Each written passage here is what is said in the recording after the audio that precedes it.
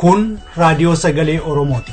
Raadiyoon sagalee Oromoo torbanitti guyyaa 3 wixata roobii fi sanbata galgala keessaa sa'a 7 hamma 7 walakkaatti kan isiniif darbu. Tamsaasni dambalii gabaabaa meetir baandii 16 yookaan kiiloo heerzii 17,850 fi karaa intarneetii oromovoice.org darbu kun amma jalqaba. Kun raadiyoo sagalee Oromooti. Akka mooltan dhaggeeffattoota keenya kun reediyoo sagalee Oromooti kan isinii dabraa jiru. Sagantaan keenya kan dabraa jiru kaayyoodha. Dura kan dhiyaatu oduudha.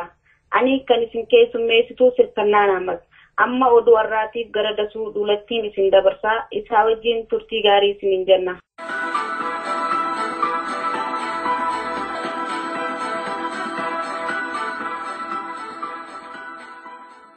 Akkam jirtu dhaggeeffattoota keenya oduu har'aan dasuu duulaa isinitti hima. Kaleessaa fi eengadda humni addaa waraana bilisummaa Oromoo baha giddu galaa fi dhiha Oromiyaatti diinadha kan ittiin jedhe irratti tarkaanfii fudhachuu beeksise. Humni addaa waraana bilisummaa Oromoo Shawaa bahaa naannoo Moojootti kamisa eengaddaa ergamtoota diinaatii kan ittiin jedhe 3 ajjeeseera. Aanaa Bosat keessatti immoo milishoota mootummaan hidhachiisee bobbaase humna addaa kanaatiin booji'amanii meeshaan hidhatanii turan dantaa qabsoo bilisummaa Oromoof ooleera. Kana malees karaan guddaan gara Adaamaa geessus cufamee ture. Kanatti rifachuudhaan jimaata kaleessaa Adaamaa fi Bishooftuu gidduutti karaan gara Finfinnee geessus qaxxaamuraa ture. Godina addaa naannoo Finfinnee laga Xaafoottis humni addaa kun dhimma nageenyaa akka ta'an nama obbo Kindee jedhaman irratti tarkaanfii fudhatee qawwee isaanii kilaashii 1 fi maallaqa 4,000 booji'uudhaan dantaa qabsoo bilisummaa Oromoof oolcheera. Wallagga dhiyaa aanaa Mandii fi Najjoo keessattis gara diinaa goranii ture kan ittiin jedhe kaabinoota 3 irratti tarkaanfiin fudhatameera jedhe oduun nu ga'e. Korri walta'iinsa Oromoo biyyoolessaa Ingilizii Londanitti har'a eegalame. Korri jaarmiyaa abbootii seeraa Oromoo addunyaatiin qophaa'e kun kaayyoon isaa dhaabbileen siyaasa Oromoo, jaarmiyaaleen hawaasa Oromoo fi uummanni Oromoo biyya alaa jiran waan Oromoo fi Oromiyaa laallatu irratti yaada waloo akka sabaatti karaa horachuun danda'amee qabsoo biyya keessaa deeggaramuu irratti kan xiyyeeffatedha. Kora kanarratti beektota hedduutu qorannoo dhiyeessuu fi haasa'uudhaaf karoorri baheera. Har'a qorannoo kan dhiyeessan keessaa tokko dura teessuu waldaa dubartoota Oromoo addunyaa Aadde Dinqinash Dheeressaa Oromoon ala jiru tokkummaadhaan dhaabbatee deeggaruun dirqiidha jedhan. Kana malees dhaabbileen siyaasaa Oromoo marti nama yookaan immoo dhaabaa fi biyya biraa irratti hirkachuuf fiiguun dura akka Oromootti dhaabbachuun fardii ta'uu ibsani. Aangoota Ameerikaa kabiroo waan jennee dubbisnutu murteessa. Inni tokko Itoophiyaa tiksuuf dubbata. Inni tokko Oromoo bilisoomuudhaan dubbata. Jarru kana nu hubachuu hin danda'an. Confusion isaan gidduutti uumna.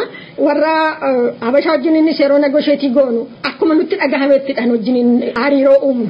Uummata Oromoo bakka buunee miti mataa keenyaan. Kuni walii gallee gaaffiin keenya maadhaa? Waan hojjechuu qabnu maalidha isa jennee adda baafannee afaan tokko yeroo dhaqnee dubbanna ta'e waan gaarii. Kanaafis mootummoonni itti himachaa jirru nu dhagahuu didaniiru. Sammuu iigoo, sammuu wal hamachuu, sammuu wal jibbuu, sammuu wal irraa fagaachuu of keessaa caccabsinee galtuu qabna. Yaada tokko qabaachuu uummata keenya haalatti bakka bu'u irratti hojjechuudha. Oromoon Oromoo ta'ee miila lamaan dhaabbatee of danda'uu qaba. Kanatti hirkanna as deemna inni kufaatiidha. Inni tirkachuuf dhamaanus nu jalaa kufa. Maaliif nun dhamanu kaa?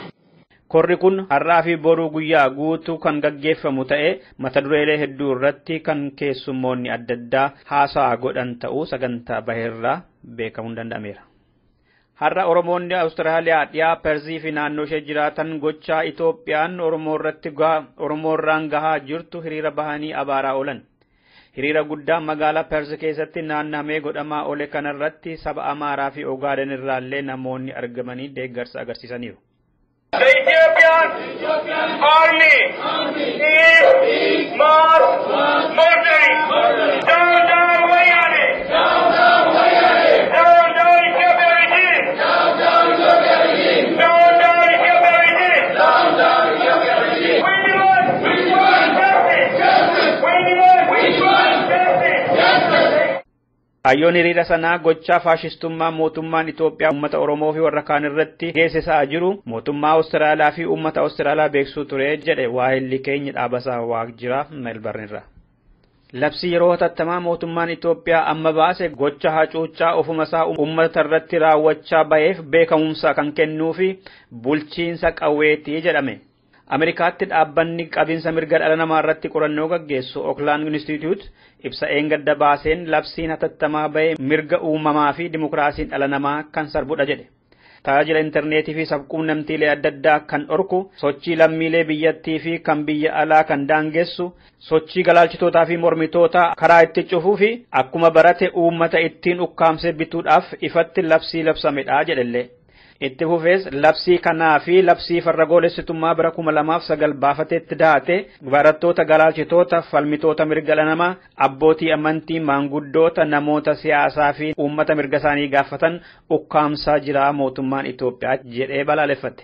Ameerikaa, Ingilizii fi biyyoonni biroon Itoophiyaan akka wanta guddina fakkeenya gaariitti dhaadessaa bahani. Garuu immoo guddinni jedhamu kun kan uummata hundaa ga'u miti.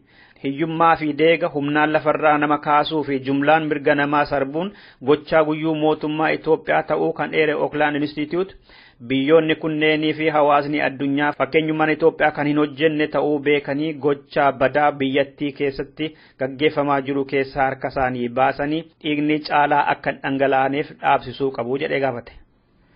Barbaachisummaa labsii hatattamaa ilaalchisee har'a afyaa'iin caffee Itoophiyaa obbo Abbaa Duulaa har'a caffee Oromiyaa keessatti ibsa bal'aa kennaa oolan. Ibsa isaan har'a kennaa oolan keessatti tajaajila intarneetaa bilbilaa fi sochiin uummataa akka daangeffamullee afaan Oromootiin labsii ba'ee sana hiikanii himaniiru. Kan isaan har'a dubbatan wayita caffeen Oromiyaa taa'e irrattidha. Walgayii boruutti fufee taa'uun caffeen Oromiyaa pirezidantii Oromiyaa nama ta'uu ni muudaa jedhamee eegama. Pirezidantii ta'uu jedhamanii kan eegaman dura taa'aa dhaabbata dimokiraasummaa uummata Oromoo ta'uun kan dhiyeenya kana filataman obbo Lammaa Magarsaati akka oduu keessaa nu ga'eetti. Dhumarratti mootummaan Itoophiyaa muddama nageenyaa fi dinagdee keessa osoo jiruutii yeroo ammaa kana Sudaan wajjin hawaasa humna dinagdee qabu tokko ijaaruudhaaf waliigalleerra jedhe kaleessa. Ittaanaa pirezidantii Sudaanitiin kan durfamu jilli Sudaan kaleessa Finfinnee keessatti yeroo keessummeessan qondaalonni Itoophiyaa labsiin yeroo hatattamaa ba'ee deebisee nagaaf tasgabbii biyyattii keessatti buuseera jedhanii eerani. Itoophiyaa fi Sudaan dinagdeetiin tokkoomuudhaaf murteessanii walii mallatteessaniiru jedhame. Mootummaan Sudaanis Itoophiyaan buufata doonii biyya isheetti akka gargaaramtuuf murteessuu kan eeran ittaanaan pirezidantii biyyattii biyyoonni lamaaniyyuu baaburaan wal quunnamuudhaaf deemuu jedhani. Dhaggeeffattoota keenya oduun keenya har'aa kanumaadha. Sagantaa keenyaaf waliin turtii gaarii.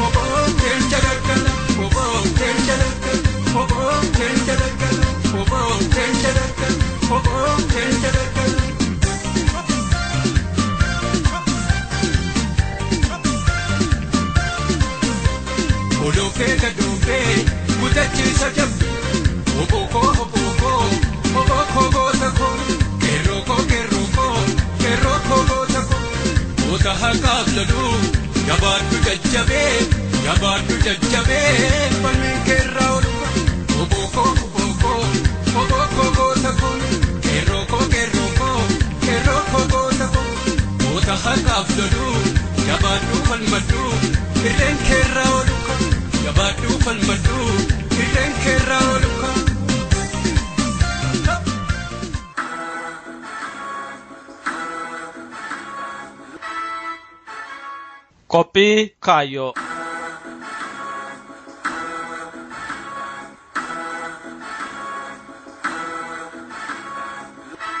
Qabsoon bilisummaa Oromoo har'a dagaagee sadarkaa addunyaatti beekame waggoota 40 dura yeroo eegalu haala xiqqaa fi faffaca'aa keessaa kan biqilee ture. Hayyooti hogganoonnii fi Oromooti qaroo waggaa 40 dura walitti dhufuudhaan uummata Oromoo dukkanaa fi rakkinanni keessa jiru keessaa baasuudhaaf bilisummaa uummata Oromoo fageessanii arganii qabsicha biqilchan. Qabsoon haala bu'aa bayii fi rakkina hedduu keessa darbee sadarkaa ammaarra ga'e kun har'aan tanatti waan nu hubachiisu hedduu qaba. Rakkooleen qabsoo kana gaafa jalqabaa mudatanis amna keessa mudachaa jiranis ammallee mudachaa jiranis iddoo adda addaatti wal fakkii qaban. Rakkooleen gariin yeroo keessa kan furaman, rakkooleen gariin hojiidhaan kan furaman, rakkooleen gariin qaama qabsichaa ta'uun akka qoraasumaatti qabsicha kan jabeessanii fi hidhachiisan ta'uu agarsiisa. Akkam jirtan dhaggeeffattoota keenya. Qophii keenyarraa keessatti mata duree rakkoon qoraasuma qabsooti kan jedhu qabannee dhiyaanneerra nu wajjin turtii gaarii.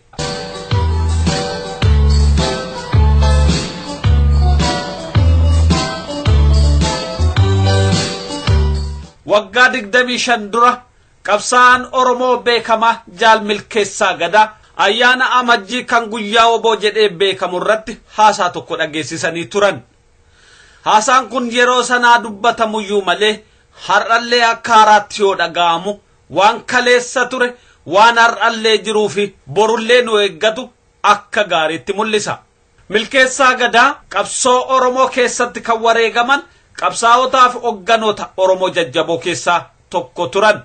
Haasaa isaanii har'aa kana yeroo dhageenyus injifannoo amma argame rakkina kaleessa keessa darbame gara fuulduraatti immoo waan nu eeggatu xiinxaluun ta'a. Waan hundaafuu yaadannoo kaleessaa keessaa qabsoon bilisummaa Oromoo maal keessaa ka'ee maalirraa akka ga'e akka hubannuuf seenaa qabsoo kaleessaa isin yaadachiifna. Kunooti.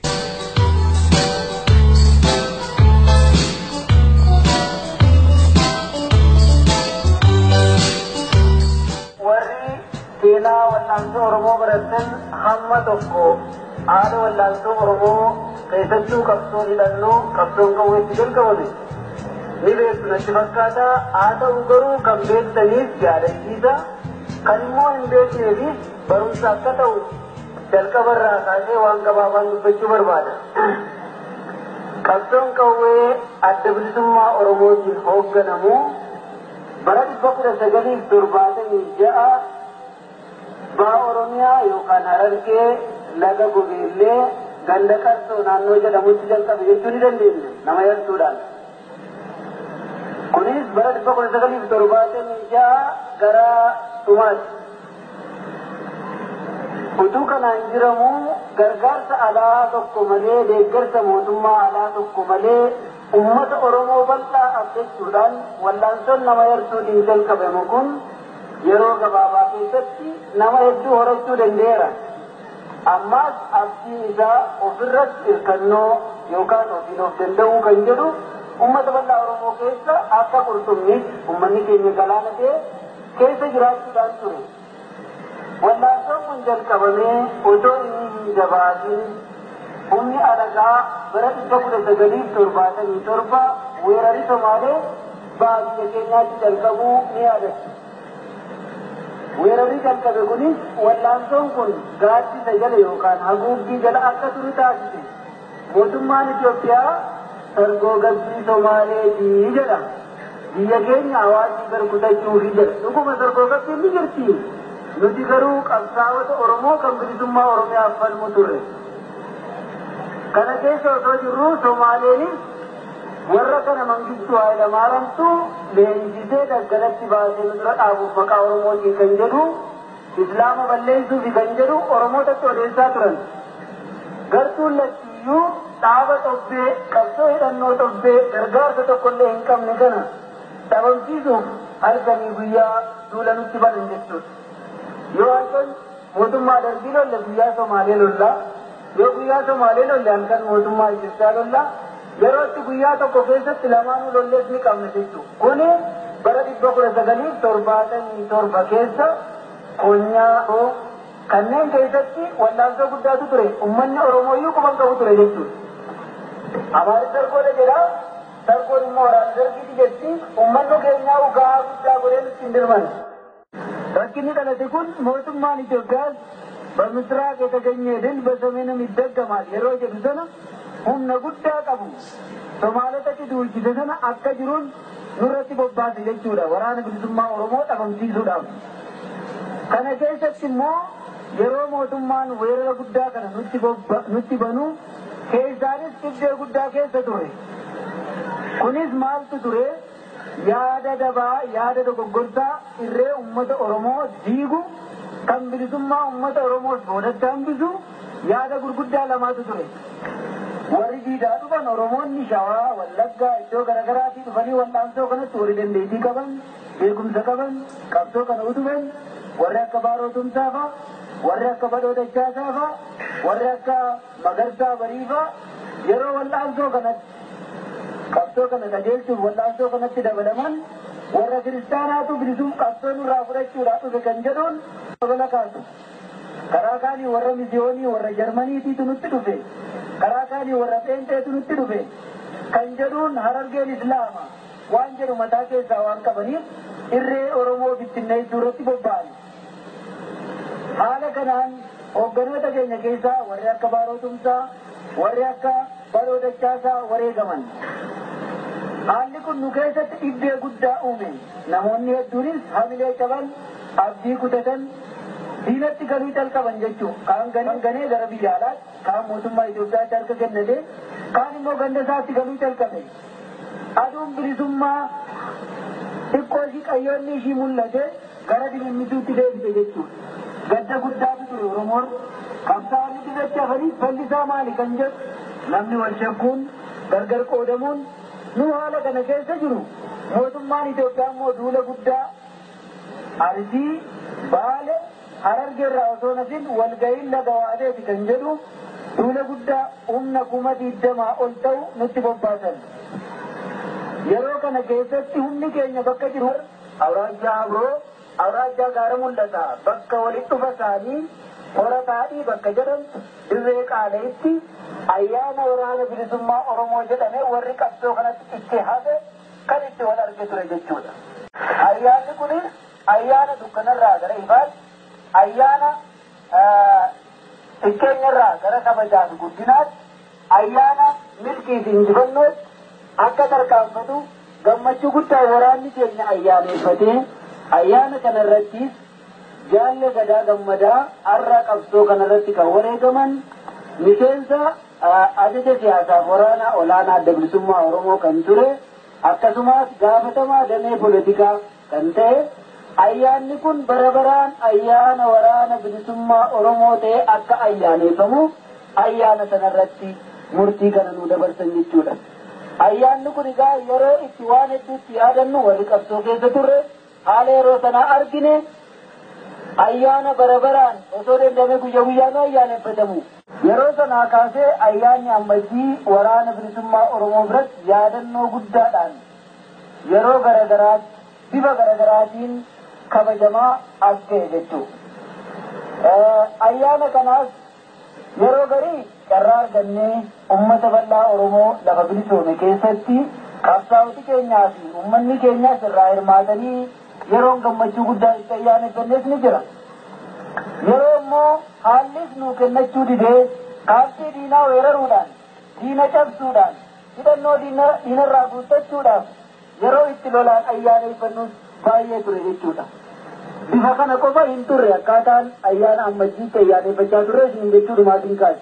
Egaa ammajjiin hambaa yeroo sana qabsootti ciccitee hafteen calqabame har'a ilmaan Oromoo 1000 lakkaa'aman qaqqabee isin faa arginee har'a ayyaana kana ilmaan Oromoo kutaalee Oromiyaa garagaraa irraa dhufanii fi naannoo kana jiranis wal arginee ayyaaneffachuu danda'uun keenya anaaf akka bilisummaa Oromiyaatti fudhata. namni haala yeroo sana arge sana hundarraa dandamatee qabsoon kun bakka kana jedhe gaaja'ee kan yaade baay'ee nama yartuudha. Har'a jaallawwan sun hedduun isaanii hin jiran hoogganaa kaasee amma gajjallaatti qabsoon wareegama isaan gaafattee lubbuu isaanii dabarsanii uummata Oromootiif kennanii nu warra irraa hafe immoo kanaan nu ga'anii jechuudha.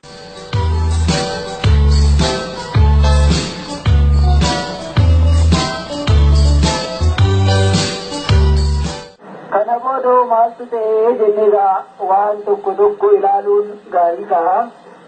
Dhuguma ayyaanni ammajjii kun ayyaana milkii, ayyaana injifannoo, ayyaana kabajaa fi ulfinaa ta'e isaan boodatti. Kunis qawwee keenya yaa'ee diinatti galees ta'e ilmaan Oromoo hedduun dogoggoranii abdii kutatanii yeroo sana faca'aniis ta'e yeroo gabaabaa keessatti isaan hundaa walitti irra caalaa isaanii walitti deebisuun qawwee keenyaas deeffannee egaa gaaffiilee uummanni keenya itti eeysu akkasii kanarraa ka'uun hoogganni keenya dura ta'aan dhaaba keenya Jaalle Magarsaa Barii miseensonni qoree gidduuf miseensonni waajjira siyaasaa nama 10 ol ta'an dhibdee kana furuuf qabsoo bilisummaa Oromoo daandii saaquuf lubbuu isaanii wareegamaaf kennanii baruma kana keessa bara 1980 gara walakkaatti natti fakkaata biyya Somaaliyaatti daandii qabsoo kanaa saaquuf bobba'an. Jaallawwan kunis utuu nutti hin deebiin akka bobba'anii nafan karatti qabamanii qalaman. Gaafa nu biraa deemanis qabsoodha ni wareegamna. Ba'aa keenya baachuuf qophaa'aa jiran irratti gajjanii deeman. Egaa qabsoo biraarraa adda kan isiniin jedhu sababa lama qaba. Tokkoffaa qabsoon marfama kana keessatti deeggarsa alaa malee rasaasa tokko otoo alaa hin galfatin ofirratti hirkannoon amma yoonaa waggaa 15 marfama keessatti itti fufe hin jiru qabsoo bilisummaa Oromoo yoo ta'e malee. Lammaffaa immoo qabsoon uummata biraa hooggana yoo wareegama kaffalee sadarkaa miseensotaatti malee guutummatti hooggana dhabee hin beeku. Qabsoon Oromoo garuu miseensaa kaasee hamma hooggana dhaaba kanaatti wareegama hedduu kaffale. Jaallaniin amma isiniin jedhu kun warra akka Baaroofaa, warra akka Badhoo Dachaasaafa, warra akka Magarsaa Bariifaa, warra akka Gadaa Gammadaafaa maqaa isinii dha'e kun warra qabsoo kana ijaareef utube hoogganoota qabsoo kanaati. Har'a jaallan kun hundi isaaniiyyuu hin jiran qabsoo Oromooti isaan nyaati. Qabsoo kana qofani karaa biraanis bahaaftiya lafa fageenya hamma naga'u addaan jiraanne kan wal qunnamtiin walitti deemuun wal arguun sababa diinaatiif hin danda'amne bakka kana lamaan iyyuu jiraanne yaada tokkoon ilaalcha tokkoon akka qaama tokkootti hamma yoonaa sochoonee asii waliin ga'uun keenya abdii guddaa bilisummaan Oromoo akka harka keenya jiru kan nuuf mirkaneessu. Oromoon tokko ta'uu, iddeen Oromoos tokko ta'uu, yaadi Oromoos tokko ta'uu kun kan nuuf mirkaneessu jechuudha. Nuti har'a abdiin qabsaa'ota Oromoo taankii BMI adagaan ittiin dhaadatu osoo hin taane ummata Oromoo bal'aadha. Har'aas taankiin keenya rajmaatiin keenya ummata Oromoo bal'aadha.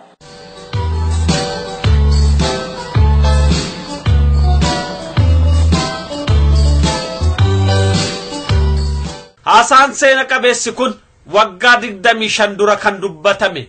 Haa ta'uti dhugaan haasaa kana keessa jiru immoo ammallee ilmaan Oromoo 1000 lakkaa'amu kan fuuldura dhaabbatee eeggatu.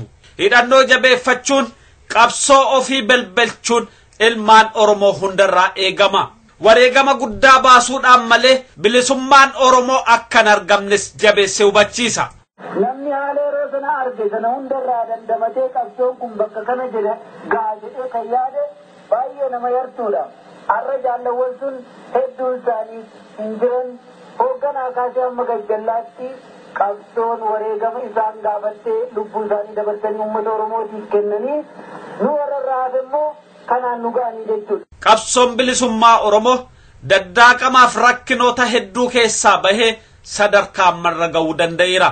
Haa ta'uti qabsoon kun rakkinoota mara injifateera jechuu miti. Rakkoon gariin qabsoo kana waliin furmaata kan argatu. Hedduun keenya nagaa barbaada. Waa'ee nagaa dubbanna. Nagani dhuguma gaarii kan ilmi namaa hundi barbaadu. Nagaa garbummaa garuu hin barbaadne. Warri keenya akkasumatti hawwinu girgirrii dhumaan mirqaan horii gadi horiilee bilisummaan waan dhuftanitti fakkaatu sooba bilisummaan fagoo wareegama hedduu nu gaafate wareegama lubbuu kan qabeenya kan qaama keenya kan dantaa keenya hunda wareeguu nu gaafate oromoon kanaaf qophii ta'uutu irra jira.